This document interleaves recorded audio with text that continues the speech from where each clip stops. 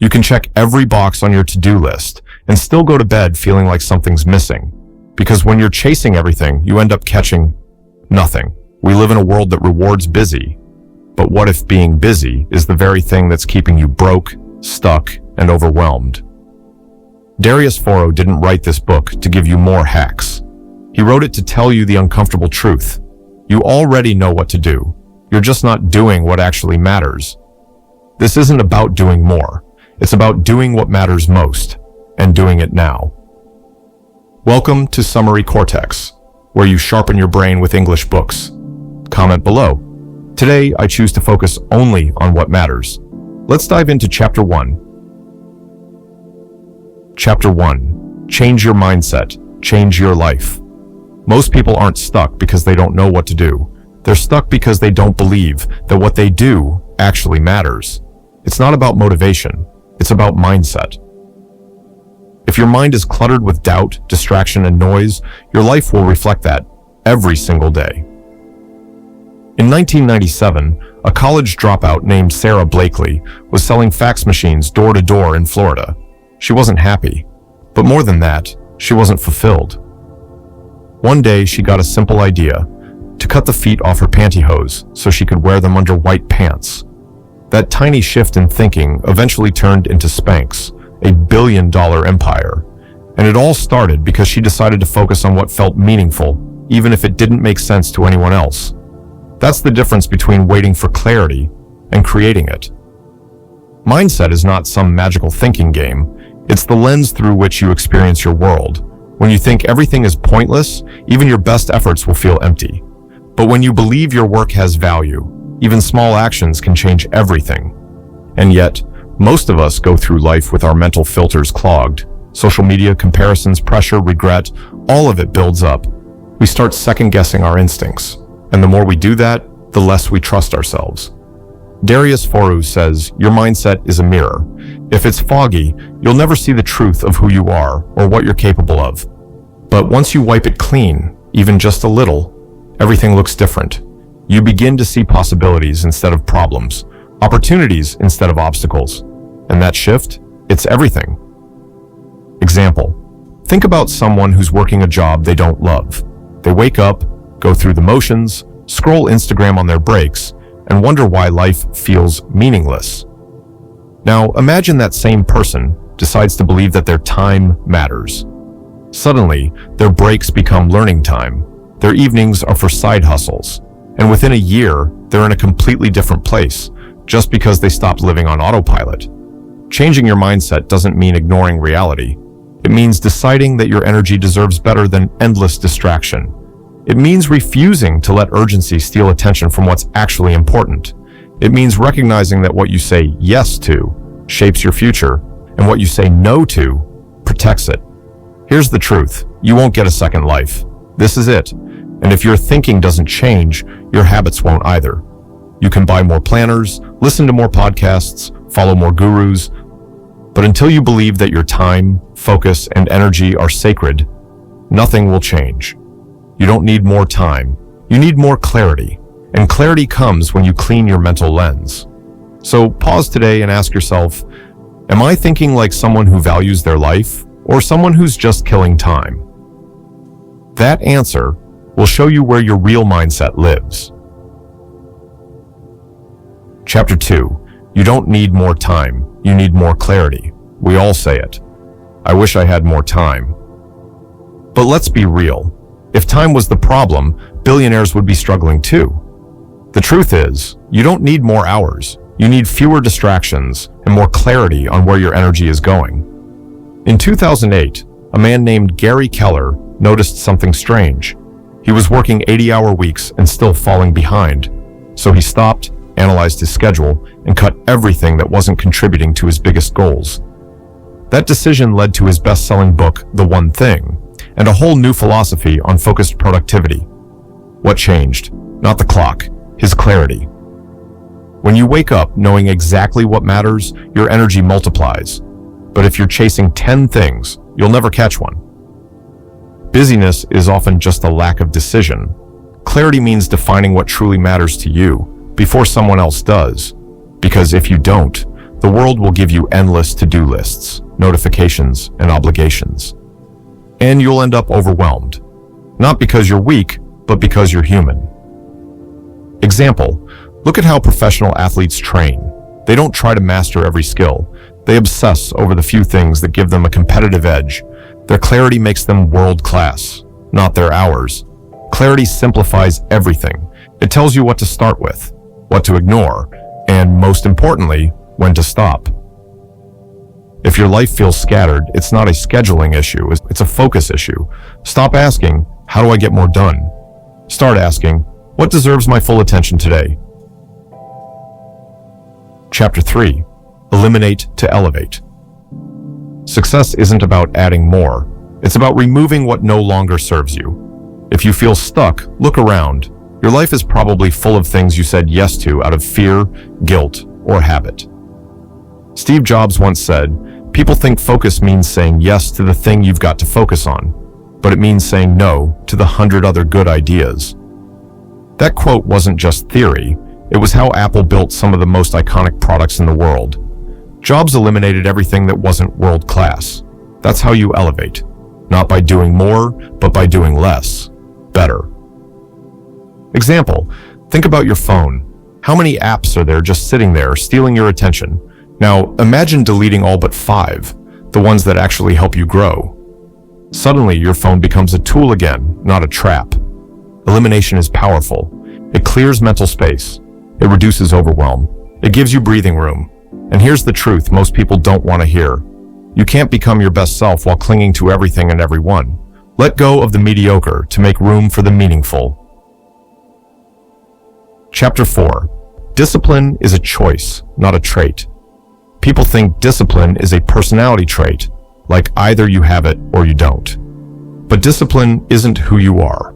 It's what you choose. Jocko Willink, a former Navy SEAL, wakes up at 4:30 a.m. every day, not because it's fun, but because it creates a structure that removes decision fatigue. Discipline gives him freedom. It's not about punishment. It's about creating boundaries that protect your future. Example, you don't brush your teeth because it's exciting. You do it because you've trained your mind to protect your health. What if you treated your focus the same way? Discipline isn't about being strict. It's about being kind to your future self. Every time you skip the hard thing today, you borrow stress from tomorrow. You can either deal with the discomfort now or the regret later. Choose wisely. Chapter 5. Stop overthinking. Start doing. Overthinking feels productive. You're analyzing, strategizing, planning. But deep down, you know, you're just delaying action. In 2014, Mel Robbins created the 5-second rule. She realized that if she didn't move within 5 seconds of having an idea, her brain would kill it with doubt. So she started counting. 5, 4, 3, 2, 1, go. That tiny action rewired her life. Overthinking is a habit, and so is action. The difference? One drains you, the other changes you. Example, imagine you want to start a podcast. You research mics, software, cover art. 3 months later, you still haven't recorded a single word. Now compare that to someone who just starts with their phone and figures the rest out later. Guess who's winning? The perfect moment is a myth. The best moment is now. Clarity comes from doing, not thinking. Chapter 6. Clutter is a choice. Mental clutter, digital clutter, emotional clutter, it all adds up, and it's keeping you from showing up fully. In 2010, Courtney Carver was diagnosed with multiple sclerosis. She realized stress was worsening her symptoms, and most of that stress came from the more she kept chasing. So she simplified her life, radically. She created Project 333, a minimalist fashion challenge, and eventually built an entire movement around simplicity. Her health improved, her peace returned, all because she stopped letting clutter control her. Example, think about your workspace. If it's filled with random papers, wires, junk, your brain is subconsciously processing that chaos. But when it's clean, focused, and intentional, so are you. Clutter isn't harmless. It's a tax on your attention. You can't focus on what matters when you're surrounded by what doesn't. So ask yourself, what am I keeping that's costing me peace? The answer will always lead you back to clarity. Chapter 7. The hidden cost of saying yes. Too often, every yes you give is a trade. You're trading your time, your energy, your attention for something you believe is worth it. But what if most of your yeses are quietly draining the life out of you? In 2015, Shonda Rhimes, the powerhouse behind Grey's Anatomy and Scandal, said yes to almost everything: interviews, dinners, press. Until one day, she burned out. She realized her constant yeses were costing her presence with her daughter, so she decided to say no more often. That year became her famous Year of Yes, ironically by learning how to say no to what didn't matter. That's the paradox. To live a focused life, you have to say no. A lot. Example: think about how often you say yes to weekend plans you don't want, just to be polite. Then you feel resentful or drained. That's your body showing you the cost of a false yes. Boundaries don't make you rude, they make you honest. Protecting your time isn't selfish, it's self-respect. Because every yes to something unimportant is a no to something that truly matters. Chapter 8. Work doesn't equal worth. In hustle culture, we equate being busy with being valuable. But working more doesn't mean you're becoming more. Sometimes it means you're just spinning faster in the same stuck place. In 2007, Arianna Huffington collapsed in her office from exhaustion. She had been working 18-hour days building her media empire, but her health paid the price. That wake-up call shifted everything. She began studying the link between burnout and performance and later launched Thrive Global, focusing on redefining success. She learned it the hard way. You are not your output. You're not just a task machine. You're a human. And your value isn't measured in checklists. Example: if you take a day off and feel guilty the whole time, that's a sign you've been taught your rest isn't valid. But real productivity comes from recovery, not just pushing through. Stop trying to prove your worth through exhaustion. You were enough before the spreadsheet. Chapter 9. Distraction is the real enemy. We blame social media. We blame our phones. But distraction isn't just around us. It's inside us. In 2012, Nir Eyal, the author of Indistractable, found himself getting distracted from quality time with his daughter. He didn't blame tech. He blamed his own discomfort. He realized he was reaching for his phone every time he felt bored, tired, or anxious. That's the secret. Distraction is often emotional escape. Example: how many times have you opened Instagram not for fun, but to avoid that one task you're anxious about? The scroll isn't the problem. The avoidance is. To fight distraction, you have to face the feeling underneath it. Until you do, no app blocker or planner will save you. Chapter 10. Motion versus progress. We love to feel busy. We make lists, we highlight, we shuffle tasks. But motion isn't progress. In 2016, James Clear wrote about how he tricked himself by planning workouts, but rarely going. He felt productive, but got no results. Only when he focused on doing over-prepping did things shift. That distinction changed his habits, and eventually, millions of readers followed. Example: think of someone who keeps reading about starting a YouTube channel but never hits record. They're moving, but not progressing. Busy isn't the goal. Impact is. Sometimes, the most powerful thing you can do is to stop planning and just begin. Chapter 11. Choose depth. Over speed. Fast is addictive. We want quick wins. We want to move fast and crush it. But speed can be shallow. Cal Newport, author of Deep Work, built his career by doing fewer things, but with full focus. Instead of chasing every trend, he focused on mastery. And that's what made his work timeless. Deep work beats fast work.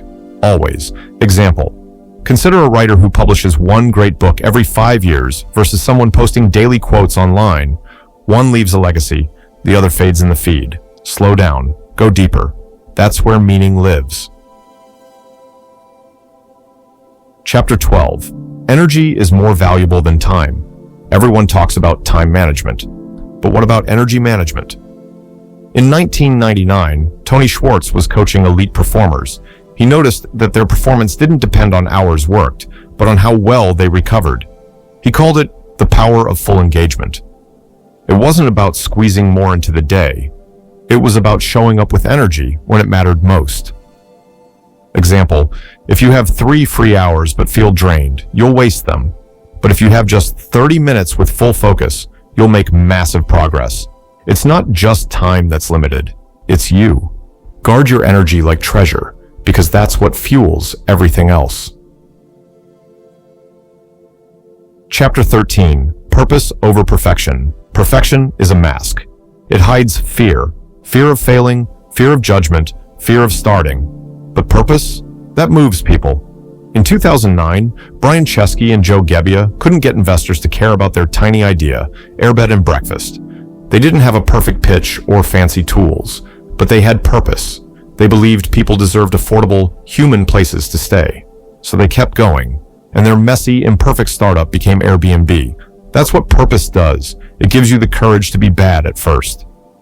Example, think of a friend who never posts their art online because it's not ready. Now think of someone else who shares messy sketches, gets feedback, improves, and grows. Guess who ends up living their dream? Stop aiming for flawless. Aim for real. Purpose doesn't need polish, just progress.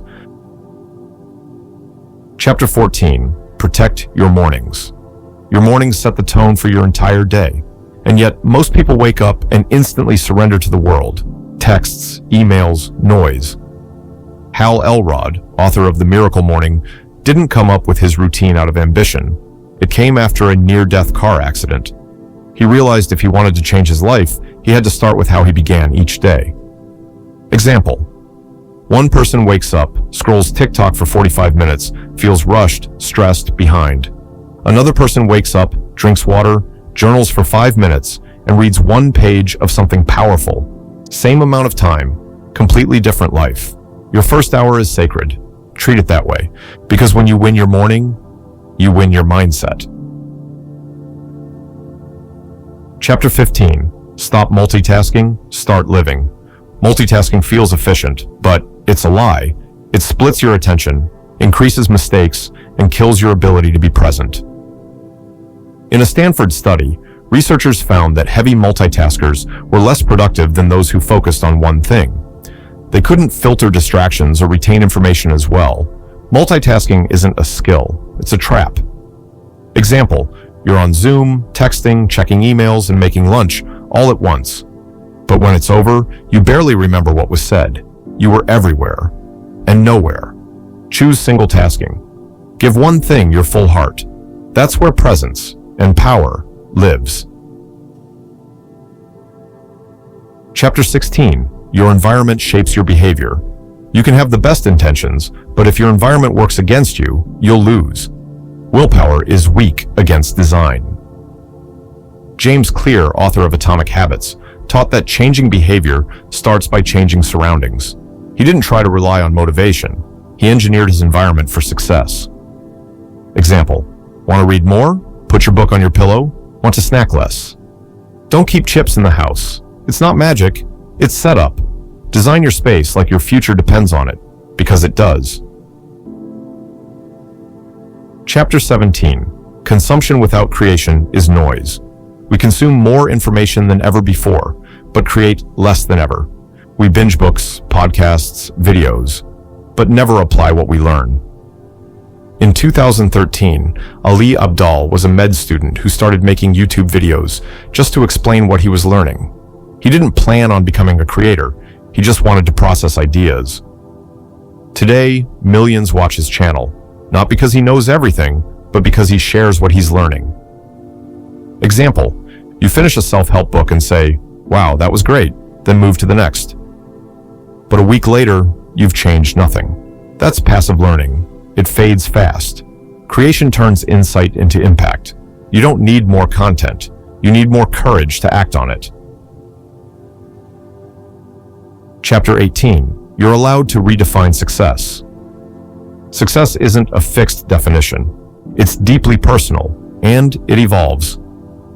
Bronnie Ware, a palliative nurse, heard the same thing from countless patients. "I wish I'd lived a life true to myself. That line says everything. Example: a woman leaves her corporate job to run a small bookstore. Her income drops, but her joy triples. To the world, it looks like a step down. To her, it's the first time she's breathing. Real success isn't applause, it's peace. Chapter 19. Let boredom be your teacher. In a hyper-connected world, silence feels like a problem, but stillness isn't useless, it's essential. Bill Gates takes think weeks, quiet time to reflect, away from screens. His best ideas come in those empty spaces. Example: next time you're in line or waiting in traffic, don't grab your phone. Let your mind wander. That space? That's where your next breakthrough might be hiding. You don't always need input. You need space to process what's already inside you. Chapter 20. Focus is a daily practice. Focus isn't something you find. It's something you return to, over and over. Even the most productive people lose their way, but they know how to come back. Example: you waste time scrolling, catch yourself, and ask, what matters right now? Then you reset. That's the practice, not perfection, presence. Focus is a muscle, and every time you choose it, you get stronger. Conclusion: the return to what truly matters. You don't need to fix your entire life overnight. You just need to focus on one thing that truly matters and give it your full heart. Because when you protect your time, your energy, and your attention, you don't just get more done, you become more you. Thanks for being a part of this journey with Summary Cortex.